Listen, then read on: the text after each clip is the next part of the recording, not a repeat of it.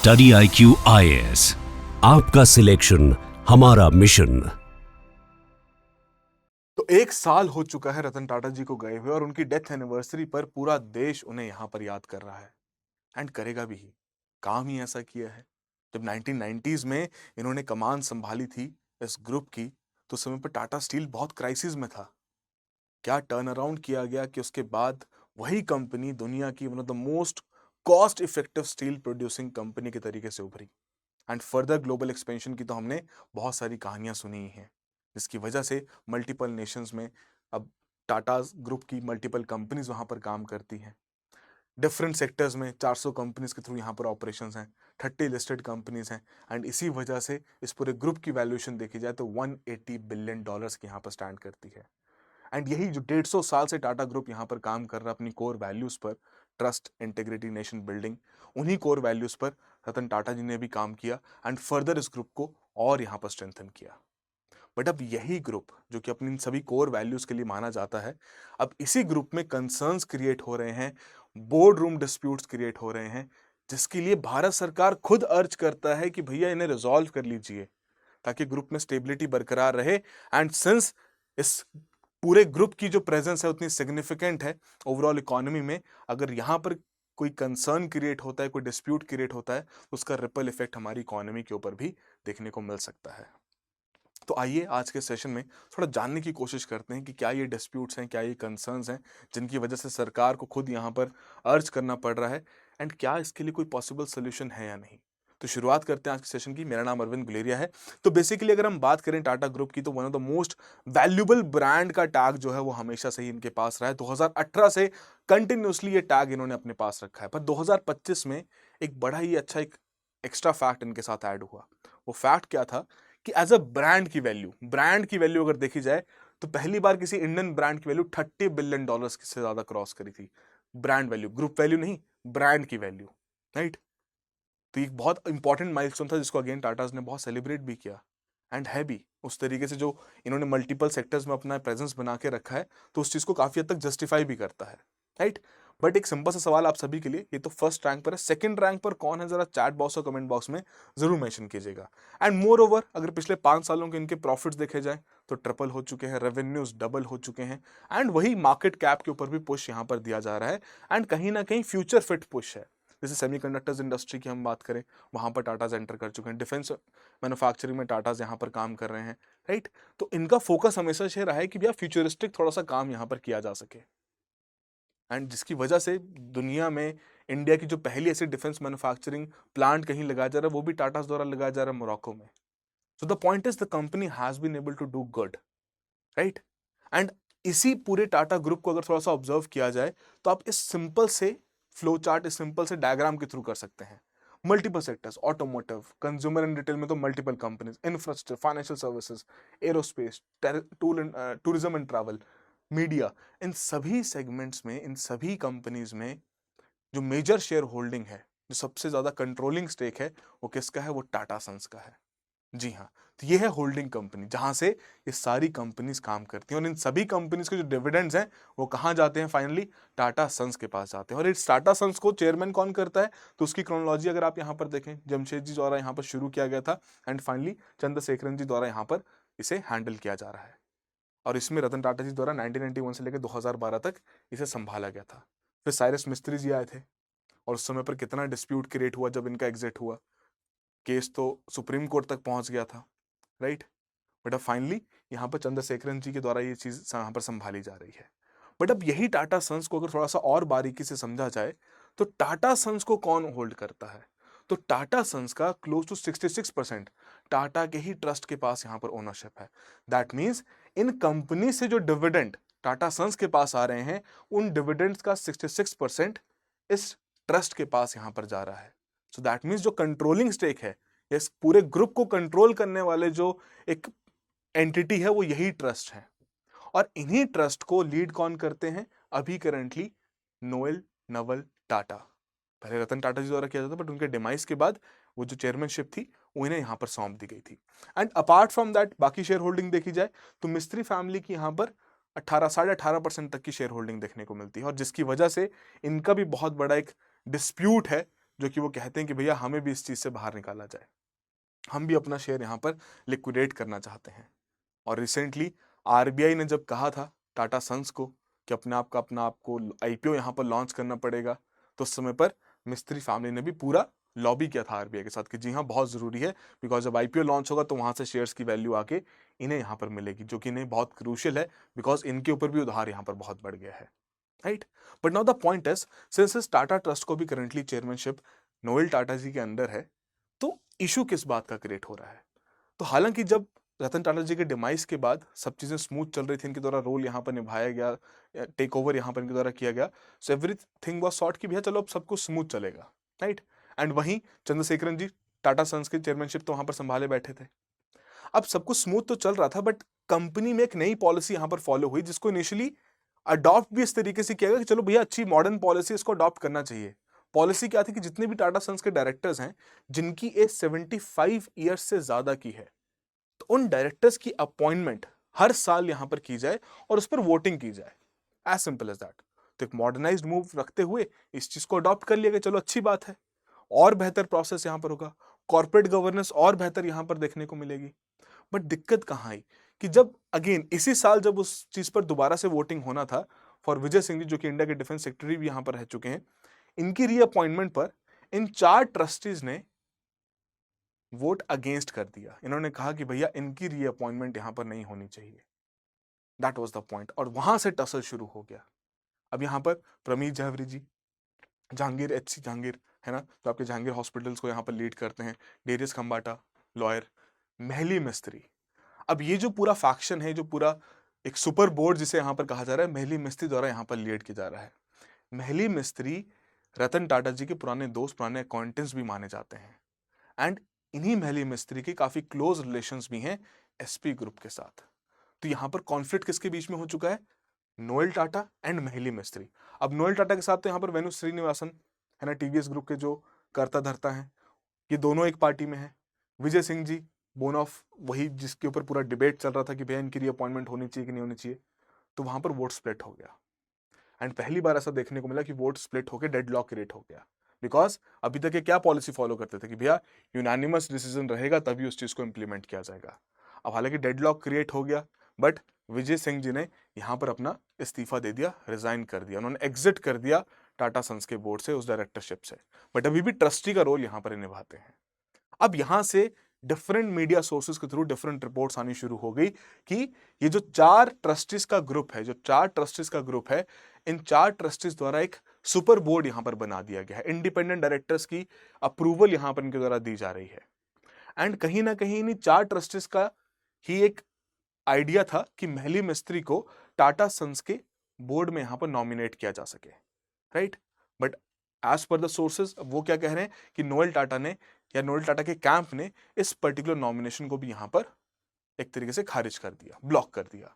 अब वहीं से महली मिस्त्री जी का पॉइंट शुरू हो जाता है कि भैया हम बाकी ट्रस्टीज के बारे में कोई नहीं सोचता, हम बाकी ट्रस्टीज की कोई सुनवाई यहां पर नहीं होती, सारे डिसीजंस यहां पर नोएल टाटा एंड वेणु श्रीनिवासन द्वारा यहां पर लिए जाते हैं, और वहीं से ये डिस्प्यूट बढ़ना शुरू हो जाता है।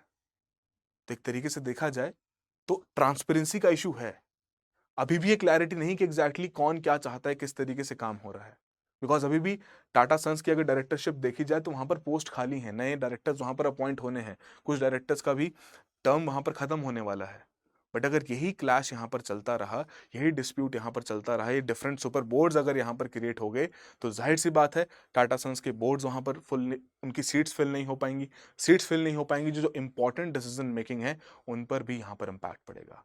बट ये तो रही बात एक पर्टिकुलर डिस्प्यूट की, इसके साथ के साथ जो एक सेपरेट डिस्प्यूट यहाँ पर चल रहा है उसको भी हम यहाँ पर डिस्कस करेंगे। बट बिफोर दैट एक सिंपल सा सवाल आप सभी से कि जो पब्लिक कंपनी और लिस्टेड कंपनी दोनों के बीच में डिफरेंस क्या है, बताइए कौन सी करेक्ट स्टेटमेंट ये यहाँ पर हाईलाइट करती है? जरा चैट बॉक्स और कमेंट बॉक्स में अपना आंसर जरूर मेंशन कीजिएगा। And more over economy subject जो कि बहुत सारे लोगों को टेक्निकल लगता है, दिक्कतें फेस करते हैं, उन सभी के लिए हमने कम्युनिटी यहाँ पर बिल्ड कर रहे हैं, आप डेफिनेटली इस कम्युनिटी को ज्वाइन कर सकते हैं। And if you have any doubts, have any concerns, this my contact number, आप डायरेक्टली मुझे भी अप्रोच कर सकते हैं, I will be more than happy to assist you. And currently since भैया फेस्टिवल सीजन शुरू हो चुका है, तो स्टडी आईक्यू भी इस फेस्टिवल सीजन को मना रहा है, राइट। तो 2027 का जो हमारा बैच है, द P2I बैच, जिसमें हम प्रीलिम से लेकर इंटरव्यू तक की पूरी प्रिपरेशन को कवर करते हैं, subject by subject content coverage रहेगी लाइव क्लासेस के थ्रू, आपका mentorship, answer writing, answer evaluation, mock test, notes, everything will be covered under this. And उसी बैच को हमने करेंटली अंडर 20,000 यहाँ पर प्राइस किया है। And the whole point is to make it more accessible and to celebrate the festivals also, right. अब इसी batch में यदि आप अपने टॉप 10% परफॉर्मर्स में रहेंगे तो प्रीलिम से 90 से 100 दिन पहले आपके पास एक अपॉर्चुनिटी रहेगी कि आप हमारे पास ऑफलाइन सेंटर्स में आके प्रिपेयर कर सकते हैं। And that complete preparation will be free of cost. आपका फूड एंड लॉजिंग तक यहाँ पर कवर्ड रहेगा।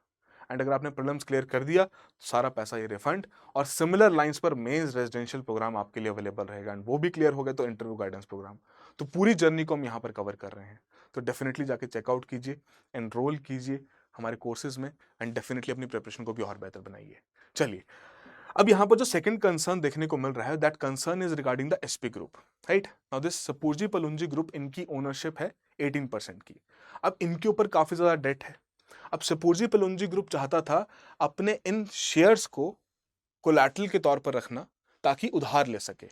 अब जिस चीज को टाटा सन्स ने ब्लॉक कर दिया कि भैया ये तो नहीं हो पाएगा, this is not possible, because कल को अगर आपने अपनी डेट की ऑब्लिगेशन पूरी नहीं करी तो उस केस में शेयर्स किसी और के पास चले जाएंगे एंड इंटरफेरेंस यहां पर क्रिएट हो जाएगी, राइट। अब ना ही इनको अपने शेयर्स यहां पर लिक्विडेट करने की कोई ऑप्शन मिल रही है, और ना ही ये अपने शेयर्स वहां पर गिरवी रख पा रहे हैं जो टाटा सन्स में इनके हैं, जिसकी वजह से जो इतना पुराना रिश्ता यहाँ पर ये बनाया गया है, शेयर होल्डिंग का 90 साल जो पुराना रिश्ता यहाँ पर बनाया गया है, तो अब इसी को रिजॉल्व करने के लिए टाटा कंसिडर कर रहा है बहुत सारे ऑप्शंस। क्योंकि यहाँ पर जब आरबीआई ने कहा टाटा सन्स को कि भैया आपको एक एनबीएफसी कोर इन्वेस्टमेंट कंपनी का दर्जा दिया गया है, आपको अपर लेयर में क्लासिफाई किया गया, जिसे हमने पहले भी एक सेशन में डिटेल में डिस्कस किया था, मैं आपको एडवाइस भी करूंगा, जाके जरूर देखिएगा। तो उस समय पर टाटा सन्स ने कहा कि भाई हम आईपीओ नहीं लॉन्च कर सकते, हम एक लिस्टेड कंपनी नहीं बनना चाहते, हमारा एक अपना काम करने का तरीका है, हमारे मेजर जो पैसा है वो हमारा ट्रस्टी में यहाँ पर जाता है, ट्रस्ट में यहाँ पर जाता है, उसके थ्रू हम फिलंथ्रोपिक वर्क्स डिफरेंट सेक्टर्स में यहाँ पर करते हैं। So we don't want to impact that, हमें कभी भी एक प्राइवेट कंपनी के तरीके से यहाँ पर काम करना चाहते हैं। बट आरबीआई का कहना है भैया आप इतने क्रूशियल कोर इन्वेस्टमेंट कंपनी हो, आपने इतनी मल्टीपल कंपनीज में आपकी यहाँ पर शेयर होल्डिंग है, टीसीएस में आपका 70% से ज़्यादा का शेयर होल्डिंग है, जो कि हमारे देश के लिए बहुत बड़ी कंपनी है, तो कैसे ये पॉसिबल होगा, आपको अपना आईपीओ तो लिस्ट करना ही पड़ेगा। अब उसी आईपीओ की लिस्टिंग में यहाँ पर सपूर्जी पलुंजी ग्रुप क्या करता है, उसको लॉबी करता है कि जी हाँ बहुत जरूरी है, क्योंकि आईपीओ लिस्ट होएगा, शेयर्स बिकेंगे तो इनको भी यहाँ पर एग्जिट मिल पाएगा। अब हालांकि टाटास वो आईपीओ वाले प्रोसेस को तो पूरा नहीं कर पाए, 30 सितंबर की डेडलाइन भी थी, राइट। बट यहाँ पर अदर वायबल ऑप्शंस को जरूर यहाँ पर क्लासिफाई किया जा रहा है कि किस तरीके से शपुंजी प्लुंजी ग्रुप को एग्जिट दिया जा सके। तो इसी में कुछ ऑप्शंस यहाँ पर ये रखे जा रहे हैं कि जो ट्रस्ट हैं, ट्रस्ट कुछ एक हिस्सा उस ग्रुप का यहाँ पर अपने आप खरीद लेगा, बाय बैक कर लेगा, राइट। कुछ एक हिस्सा बाय बैक करके उनकी ओनरशिप के स्टेक को 10% से कम यहाँ पर लाने की कोशिश करेगा, ताकि अगर फिर भी वो स्टेक पर रखना चाहे तो वो रख सकें। Because as per the articles of association of the Tata Sons, वो अपने ऐसे शेयर्स को प्लेज नहीं कर सकते किसी प्रकार के पैसे के लिए, किसी प्रकार के कैपिटल के लिए, राइट। तो पॉसिबल सोल्यूशन यहां पर फाइंड आउट किए जा रहे हैं। बट द पॉइंट इज, तो वहीं वहां पर जो मिस्त्री जी की अपॉइंटमेंट की बात की जा रही है कि उनको टाटा सन्स की डायरेक्टरशिप या बोर्ड में वहां पर नॉमिनेट किया जाए, वहां पर अपॉइंट किया जाए, तो उन्हीं के जो क्लोज रिलेशनशिप्स हैं एसपी ग्रुप के साथ, तो वहीं से नोएल टाटा और वेणु श्रीनिवासन के साथ वो कॉन्फ्लिक्ट यहां पर और बढ़ गया है कि एक तरफ एसपी ग्रुप ये बार बार गुहार रख रहा है, वो एक कॉन्फ्लिक्ट यहां पर चल रहा है, और वहीं महिल मिस्त्री का क्लोज एसोसिएशन है अगेन एसपी ग्रुप के साथ, राइट। और यही पूरा सिनेरियो जो कॉर्पोरेट गवर्नेंस का है ना, जो आपस में कॉन्फ्लिक्ट्स का है, यही सिनेरियो रिपीट करता है जो पहले का टाटा ग्रुप और मिस्त्री का एक मेजर केस यहाँ पर आता, सुप्रीम कोर्ट तक ये केस पहुंच गया था कि उस समय पर साइरस मिस्त्री को वहां पर हटा दिया गया था चेयरमैनशिप से, और उस समय पर रतन टाटा जी ने दोबारा से रिज्यूम किया था अपना इंटरिम पोजीशन के लिए, फिर बाद में चंद्रशेखरन जी को वो पोस्ट हैंड ओवर कर दी गई थी। बट वो केस पहले कंपनी लॉ ट्रिब्यूनल के पास गया, राइट, फिर आगे जाके एनसीएलटी के बाद एपलेट ट्रिब्यूनल के पास गया, फिर सुप्रीम कोर्ट के पास गया। हालांकि जीत यहाँ पर टाटा ग्रुप की हुई, बट द पॉइंट इज कि कहीं ना कहीं ऐसे कॉन्फ्लिक्ट की वजह से जो कंपनी के ऊपर या कंपनी जिस प्रकार का इम्पैक्ट क्रिएट कर सकती है इकोनॉमी के ऊपर, वो इम्पैक्ट कहीं ना कहीं फिर एक दब जाता है, रुक जाता है। So that is the point जो कि यहाँ पर सरकार भी अवॉइड करना चाहती है कि ये चीज जो हम पहले भी देख चुके हैं 4 साल तक जो केस यहाँ पर चलता गया, अब दोबारा से ऐसा कोई नया केस यहाँ पर शुरू ना हो जाए। तो इसीलिए यहाँ पर कहा जा रहा है कि भैया अपना केस को रिजॉल्व कर लिया जाए। अब यहाँ टाटा के ऊपर जो ऑब्लिगेशन लगाई गई थी अपने आईपीओ के लिए, वो तो पूरा नहीं किया उन्होंने। 30 सितंबर की डेडलाइन भी क्रॉस होगी, तो क्या उनका एनबीएफसी का जो रजिस्ट्रेशन था उसको कैंसिल कर दिया गया? जी नहीं। अभी भी आरबीआई यही कह रहा है कि वी आर एक्सप्लोरिंग ऑप्शंस कि कैसे दोनों पार्टीज की यहाँ पर सुनवाई की जा सके। बट अगर देखा जाए फ्रॉम द इन्वेस्टर पर्सपेक्टिव या ओवरऑल इकोनॉमी के पर्सपेक्टिव से, तो ट्रांसपेरेंसी होना बहुत जरूरी है। एंड अगर लिस्टेड कंपनी रहेगी तो उतना ही ज्यादा ट्रांसपेरेंट रहेगा। तो बहुत सारे लोग यही चाहते हैं कि टाटा सन्स का आईपीओ यहाँ पर आए ताकि वो ट्रांसपेरेंसी रहे। बट टाटा सन्स चाहता है कि हम अपने तरीके से जो काम कर रहे हैं वैसे करते रहें, क्योंकि हम बहुत सारे फ्यूचरिस्टिक प्रोडक्ट्स के ऊपर काम कर रहे हैं। सेमीकंडक्टर्स, टाटा का जो अपना एयर इंडिया है उसको प्रॉफिटेबल बनाने की कोशिश कर रहे हैं, तो करते हैं उसमें भी हमारा बहुत सारा पैसा लगेगा। अगर वहाँ पे हमारा लॉस दिखा तो मार्केट में हमारी वैल्यू और कम हो जाएगी। सो इट इज़ ओके अगर हम यहाँ पर एक प्राइवेट लिमिटेड कंपनी के तरीके से ही काम करें। But the conflict is still going on. तो एक तरीके से देखा जाए 3 तिहाई कॉन्फ्लिक्ट बन चुका है। एक तो आपस में ट्रस्टीज का, एक एसपी ग्रुप का और एक आरबीआई के साथ। कब आरबीआई के साथ का जो कॉन्फ्लिक्ट है उसका क्या नतीजा निकलता है वो तो यहाँ पर आरबीआई ही बता पाएगा, right. But government is urging कि आप जो भी कीजिए एक टाटा वे यहाँ पर फॉलो कीजिए और अपने इस बोर्ड रूम कॉन्फ्लिक्ट को, इस पूरे समस्या को एक तरीके से रिजॉल्व करके स्टेबिलिटी यहाँ पर बरकरार कीजिए। Because the reason is quite simple कि जो टीसीएस की Q2 की अर्निंग्स की प्रेस कॉन्फ्रेंस होनी थी वो भी यहां पर कैंसिल कर दी गई, राइट। अक्टूबर 9, जी हाँ, आज ही की डेट का यहां पर रखा गया था कि प्रेस कॉन्फ्रेंस यहां पर होगा। अब हालांकि ये कहा गया कि प्रेस कॉन्फ्रेंस इसीलिए नहीं हो रही है, ऑफिशियल रीजन तो ये था बिकॉज रतन टाटा जी की डेथ एनिवर्सरी है। बट कहीं ना कहीं जो ये बोर्ड रूम पॉलिटिक्स या बोर्ड रूम कॉन्फ्लिक्ट्स के अराउंड या अपॉइंटमेंट्स के अराउंड जो अनसर्टेनिटी चल रही है, तो उसकी वजह से की डिसीजंस में भी डिले होता हुआ देखने को मिल रहा है। So that is why the government of India is urging कि आप अपने इन चीजों को as soon as possible resolve कीजिए। Even Harsh Goenka is saying, है ना, कि टाटास तो एक इंस्टीट्यूशन है जो कि डिफाइन करते हैं इंडिया की कॉर्पोरेट सोल को। अगर कोई भी ऐसा इंटरनल डिस्कॉर्ड रहेगा तो भैया पूरी ब्रांड वैल्यू को यहाँ पर इम्पैक्ट करता है, और ना ही सिर्फ टाटास की ब्रांड वैल्यू को बट ब्रांड इंडिया की वैल्यू को यहाँ पर इम्पैक्ट करता है, राइट। तो definitely the point of way forward should be कि यहाँ पर टाटास को अपने कंसर्न्स जो हैं उनको रिजॉल्व करने पड़ेंगे, जो भी कॉन्फ्लिक्ट्स उनको रिजॉल्व करने पड़ेंगे। एंड अगर लगता है कि आरबीआई भी अगर यहाँ पर कहता है कि भैया लिस्टिंग करनी तो बहुत क्रूशियल है, तो शायद एक बहुत पिवटल सिनेरियो बन जाएगा कि टाटा सन्स को अपने आप को लिस्ट करना पड़े। वो तो समय यहाँ पर बताएगा कि क्या यहाँ पर रहता है। But the urge is definitely very important कि ये कॉन्फ्लिक्ट्स रिजॉल्व हो जाने चाहिए, बिकॉज द प्रेजेंस वो हमने ऑलरेडी देख लिया मल्टीपल कंपनीज के थ्रू है। टीसीएस में 70% तक का ओनरशिप यहाँ पर टाटा सन्स का है। मल्टीपल सेक्टर्स में 400 कंपनीज के थ्रू यहाँ पर वो काम कर रहे हैं। तो अगर कोई भी कंसर्न यहाँ पर रहा एक फाउंडेशनल एंटिटी में, एक फाउंडेशन स्तंभ में, अगर वो नींव भी वहाँ पर हिलती हुई देखने को मिली, तो जो एक स्ट्रक्चर यहाँ पर क्रिएट हुआ है, एम्पायर यहाँ पर क्रिएट हुआ है, डेफिनेटली इसमें क्राइसिस सिचुएशन आ सकती है। एंड कहीं ना कहीं जो रतन टाटा जी थे उनका ये आइडिया नहीं था। उनका आइडिया था कि भैया नेशन बिल्डिंग के ऊपर काम करना है, इन बोर्ड रूम पॉलिटिक्स के बियॉन्ड जाके काम करना है। तो शायद अभी भी करंट जितने भी ट्रस्टीज हैं, जितने भी डायरेक्टर्स हैं, बोर्ड मेंबर्स हैं, उनको भी यही मैसेज यहाँ पर याद रखना चाहिए और उसी वे में इस कॉन्फ्लिक्ट को यहाँ पर रिजॉल्व करना चाहिए। सो आई होप आप सभी के लिए कुछ ना कुछ वैल्यूडेशन यहाँ पर जरूर हुआ हो। So that will be all the very best, have a good preparation. Study IQ IAS, आपका सिलेक्शन हमारा मिशन।